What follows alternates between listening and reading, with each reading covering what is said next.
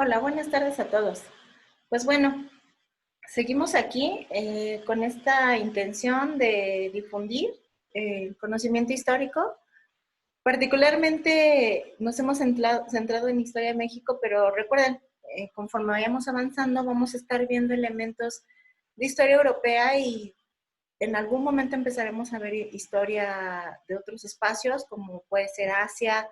Van a ver, de Asia pronto vamos a empezar a hablar. Nos empezamos a infundir con historia de otros continentes y sin duda vamos a estar hablando de historia de países hermanos, de países latinoamericanos. En breve vamos a empezar con esta dinámica de ampliar nuestros horizontes. Pero sin más preámbulo, el tema de hoy son reformas borbónicas, que los ligo directamente con los temas de los últimos dos videos, ilustración y reforma protestante, que de hecho en realidad los dos videos anteriores pues tenían esa finalidad, ser el antecedente al tema que hoy vamos a tratar. Y bueno, como ciertamente sí me he pasado luego con las introducciones, agotando su paciencia tal vez, vámonos directamente al tema que son las reformas borbónicas, en el afán de que, eh, pues bueno, tengamos más claro el panorama de lo que fue precisamente el periodo colonial, el periodo de la Nueva España y sobre todo considerando que estos 300 años en los que México fue colonia, que fue un territorio dominado por la metrópoli, por una potencia que en ese momento era España, pues no tuvo una vida tan plana, ¿no? O sea, ciertamente no fue una cuestión de que nosotros pues nada más nos dejábamos dominar por la metrópoli sin tener ni voz ni voto. O sea, hay muchos claroscuros en ese sentido. Por tanto, pues, bueno, vamos, este es un claroscuro muy interesante porque de hecho es el gran tema que nos abre ya al tema de la independencia.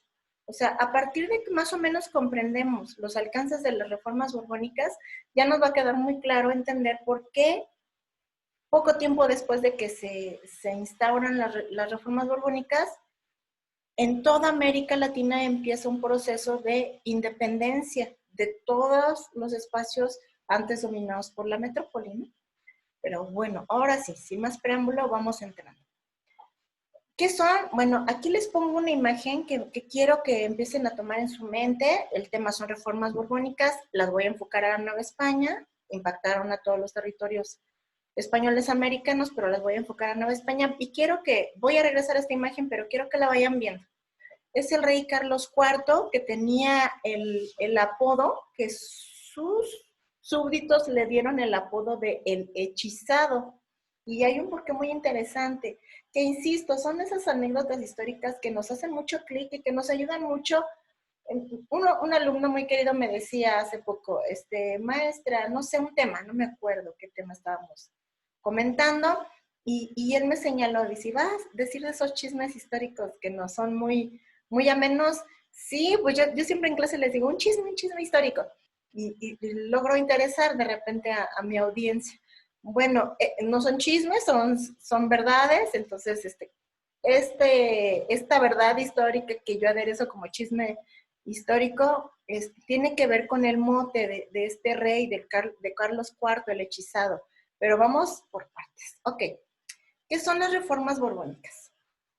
Las reformas borbónicas, como aquí se los escribo, pues son toda una serie de cambios administrativos, pero de gran alcance. O sea, no solamente fueron ajustes administrativos, fueron cambios que se centraron a temas administrativos, a temas políticos, a económicos, que también fue como un gran foco porque se implantaron estas reformas, educativos, sociales, yo me atrevo a decir culturales también, comerciales, militares, que se idearon en España, se idearon en la metrópoli para eficientar las colonias americanas, que allá se idearon, allá se vislumbró la necesidad de reformarse, de reformar al imperio español, y estas reformas se aplicaron acá en los territorios americanos.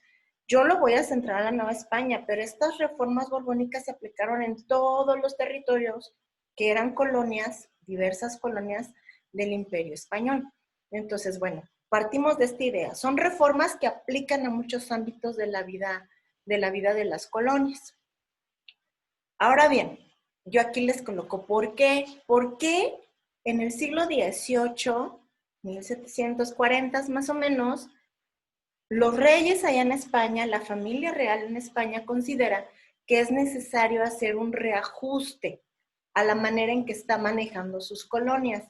Y también, bueno, si es como un primer encuentro que tienes con este canal, yo casi no insisto en esta parte. El objetivo fundamental de este video pues es interesar a la gente, difundir, apoyar en este periodo de cuarentena. Muchos objetivos, ¿verdad? El principal es enamorar a la gente de la historia, de nuestra bellísima historia.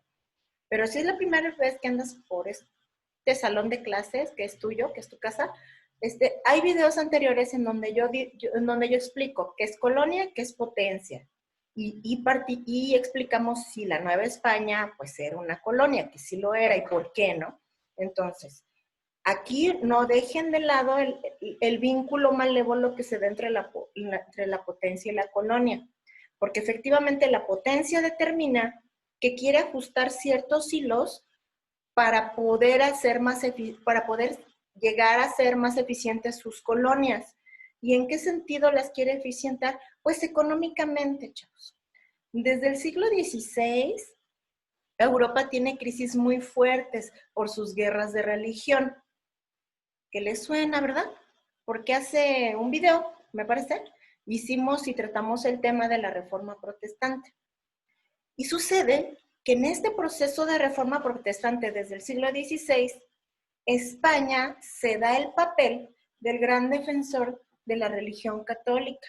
Él se convierte en el brazo armado del Vaticano en defensa de la pureza de la Iglesia Católica. De ahí pues que los territorios coloniales acá en América pues son sumamente custodiados de no permitir el ingreso de ideas protestantes. Pero ese papel que se dio a España como defensor de la Iglesia Católica y no solamente contra los protestantes, sino incluso también se da el papel de defensor de la cristiandad ante los musulmanes. De verdad es bien complejo el panorama en el siglo XVI en Europa, pero también en el siglo XVII, porque no son procesos que acaben pronto, y luego en el siglo XVIII, que se conoce como el siglo de las luces, que ustedes también ya les podrá sonar, porque hace 2 videos también hablamos de la Ilustración, y ahorita la vamos a volver a retomar, pues siguen todos estos reajustes mentales que muchas veces terminaban en guerras. Y las guerras, chavos, las guerras, querido auditorio, son costosas, requieren mucho financiamiento. Si bien son un negocio muy lucrativo para algunos cuantos, pues también cuesta mucho en sentidos humanitarios, pero también en sentidos económicos. Entonces, pues España, la gran defensora de la cristiandad, requería mucho dinero para llevar a cabo sus guerras de religión y sus guerras en muchos sentidos, políticos también, por supuesto. Y pues, ¿de dónde creen que se extraía todo este recurso económico? No hay que ser genio, ¿verdad? Pues de sus colonias, para eso querían las colonias. Recuerden que cuando explicamos el tema de la potencia y la colonia, pues llegábamos que este vínculo malévolo que hay entre la potencia y la colonia es en favor de la potencia y en disminución de la colonia. Entonces, pues, ¿por qué? En esencia, ¿por qué querían eficientar a las colonias? Pues para extraer más recurso económico, para recabar más elemento beneficiario a la potencia, sobre todo a nivel económico, ahorita las veremos.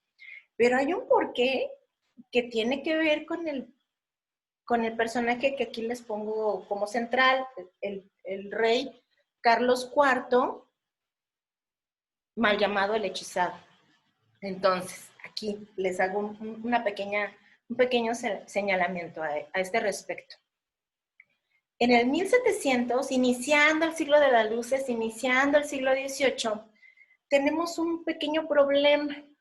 La familia real que gobernaba en España se acabó. Ah, caray, ¿y cómo se acabó una familia? Ay, pues porque no hay descendencia. La verdad es que es un fenómeno interesante porque, miren, yo con esto luego, es cuando ya logro interesar a mis niños. Que les estoy hablando de reformas borbónicas, vieran su cara de flojera.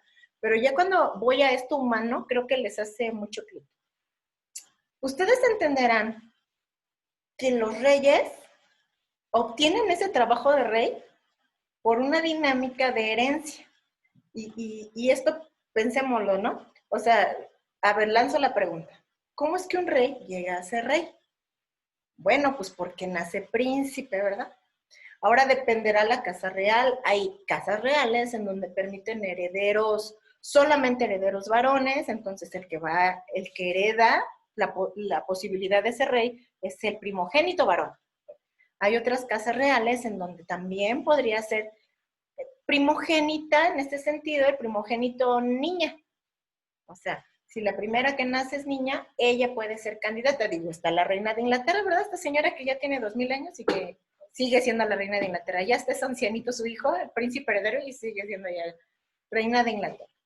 Entonces, aquí con Carlos IV el hechizado hubo una dinámica bien compleja porque la familia que reinaba en España, que de hecho era una familia que reinaba varios espacios dinásticos allá en Europa, la familia Habsburgo, ese es el nombre, el apellido pues real de esta familia que reinaba en España, la familia Habsburgo, tuvo una problemática porque este rey que gobernaba en España, Carlos IV, pues nació con muchas deficiencias mentales. Primero, retraso mental. Segunda, muchos problemas físicos. Realmente este rey no podía ni sostenerse en pie. Le tenían que dar de comer en la boca.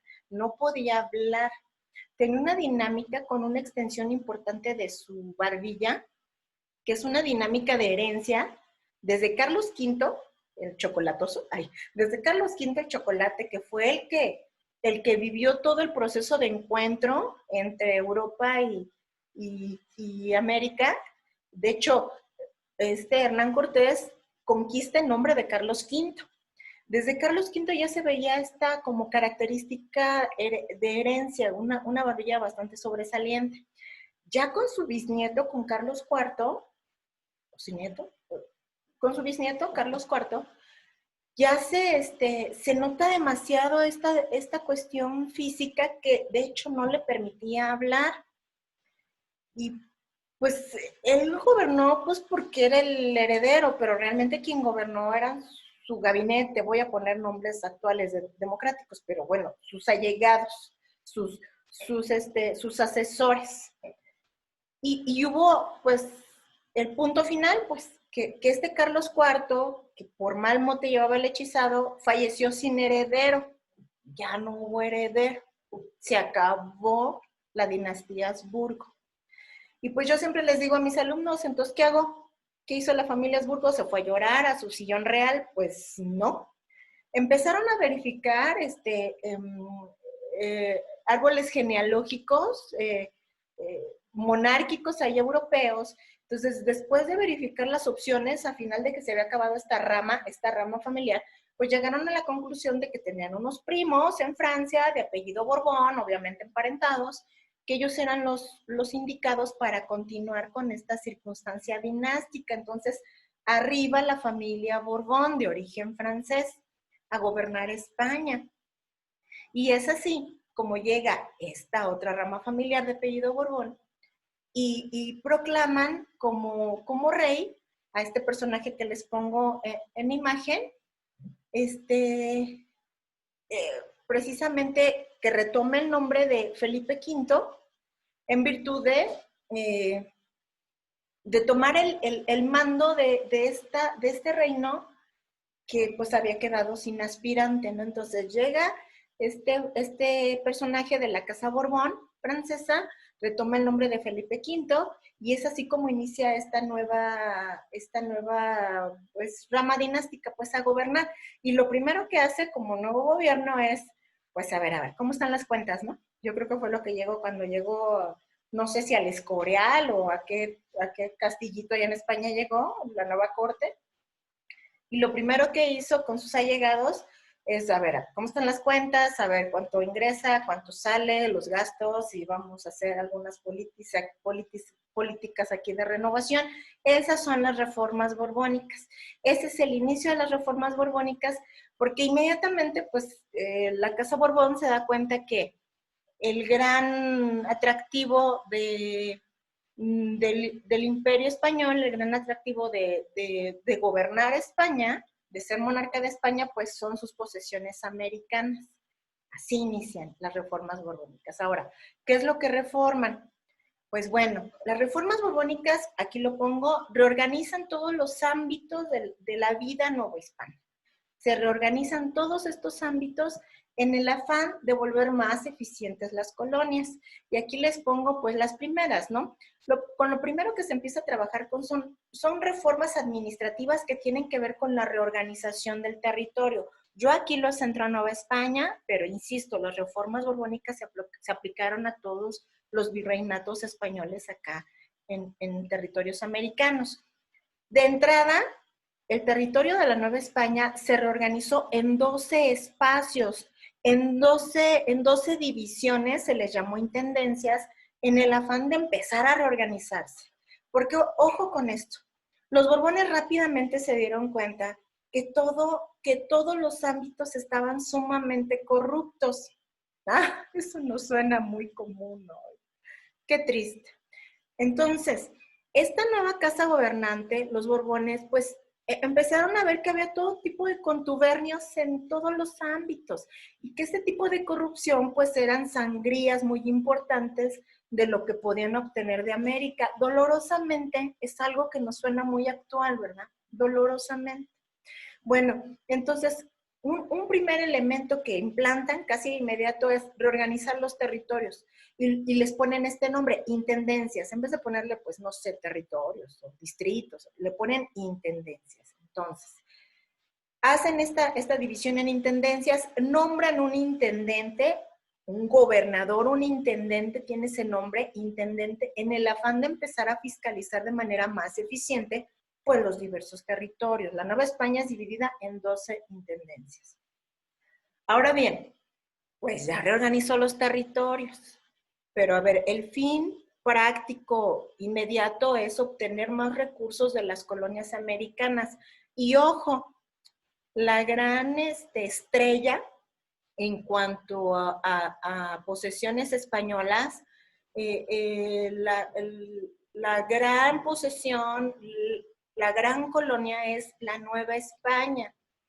Yo lo he insistido en algunos videos, si alguien es nuevo por acá, pues, y lo invito a ver los videos anteriores. Yo insisto mucho esto en mis clases y aquí con ustedes lo voy a estar insistiendo constantemente. Cuando veamos independencia lo voy a insistir mucho. México, o pónganle el nombre de la Nueva España, o pónganle el nombre de México Tenochtitlán, o pónganle el nombre de México Antiguo, o pónganle el nombre de Estados Unidos Mexicanos, este espacio que nosotros habitamos es un territorio rico, muy rico. Por tanto, pues somos un país muy rico. Desafortunadamente, esa riqueza nos hace atractivos, ay sí, muy atractivos, nos hace un país atractivo en el afán de que la gente, los diversos poderes buscan controlar a este país, porque saben que somos un espacio que puede aportar mucho, que tiene mucho que aportar, recursos naturales, población, tenemos una población muy joven, muy pertinente para tener gran mano de obra trabajadora. Somos de la mano de obra trabajadora en el tercer mundo de la más capacitada. Yo sé que ustedes pueden no creerme este dato, pero si nos comparamos con países de nuestra circunstancia económica, somos de estos países de ese nivel con la mano de obra más capacitada. Somos muy atractivos y desde la época colonial así lo éramos, porque éramos un virreinato en pujanza, desarrollándose con muchos recursos y con mucha posibilidad de seguirse desarrollando y con muchas minas, con mucha posibilidad de obtener metálico, con mucha posibilidad de obtener oro, de obtener plata. Y esto pues obviamente nos hacía sumamente atractivos para los nuevos gobernantes, para los Borbones. De ahí que reorganiza mucho el sistema financiero, reorganiza las casas de acuñación.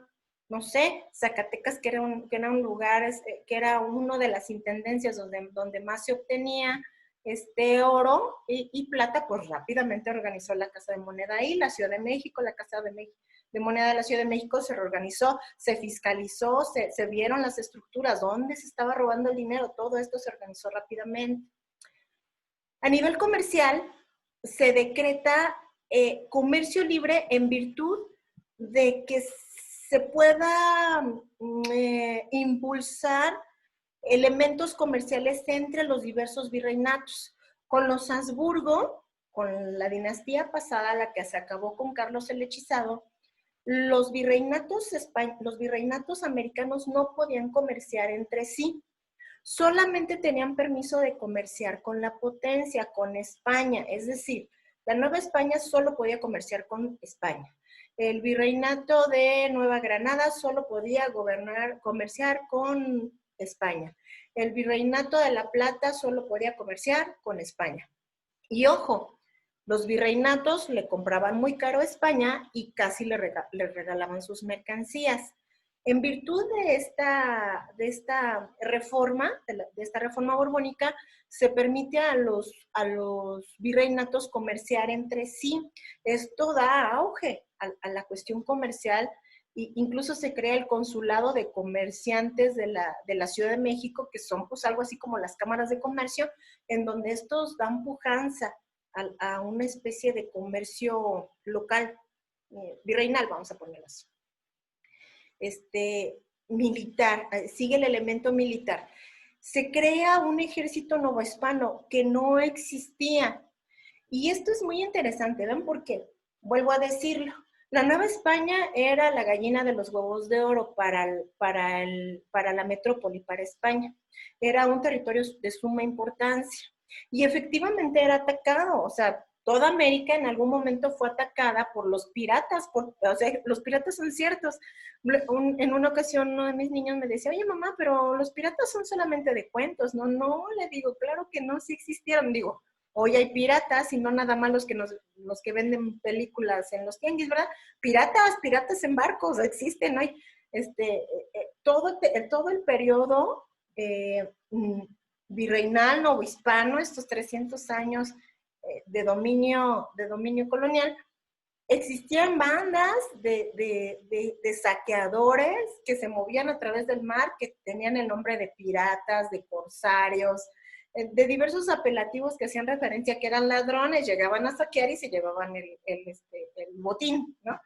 Bueno, a pesar de que la Nueva España era la gran estrella de posesiones para España, realmente no existía un ejército estatal, un ejército que mantuviera la corona, ¿no? Aquí en la Nueva España.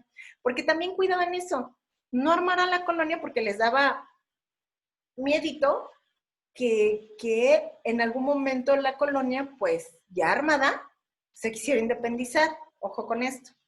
Entonces, después de las reformas borbónicas, consideran que sí es factible, de alguna manera, organizar una especie de ejército local que estuviera siempre dominado por la metrópoli, por supuesto, y sobre todo para defensa de las costas, porque pues si hay gente que me está viendo en Campeche no me dejará mentir. Por ejemplo, Campeche era sumamente constante el asedio que recibía Campeche por estos corsarios.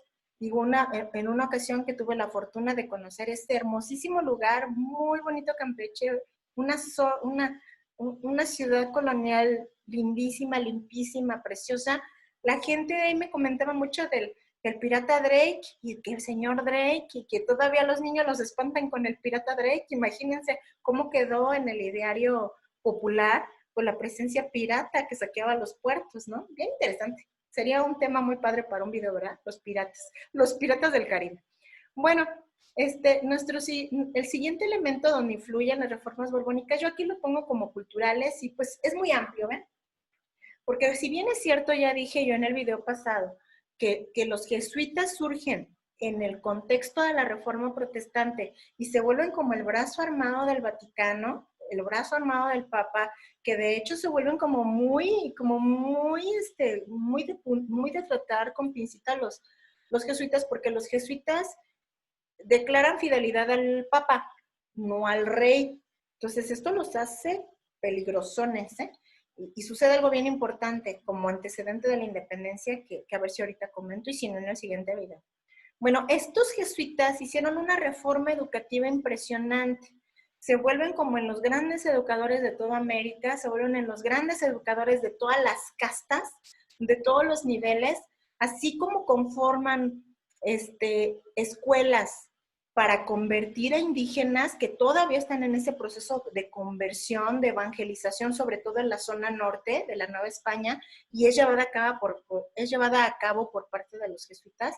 Pues también aquí en la Nueva España son los grandes educadores de los criollos, ojo con el término, grandes educadores de los criollos y grandes educadores de la élite española. Son grandes profesores en la Real y Pontificia Universidad de la Ciudad de México, que es como la primera universidad en toda América, ¿no? Que tuvo sus momentos muy oscuros, pero pues es la gran universidad que incluso pues en algún momento se le llegó a comparar con la Universidad de Salamanca, o sea, su contraste allá en España.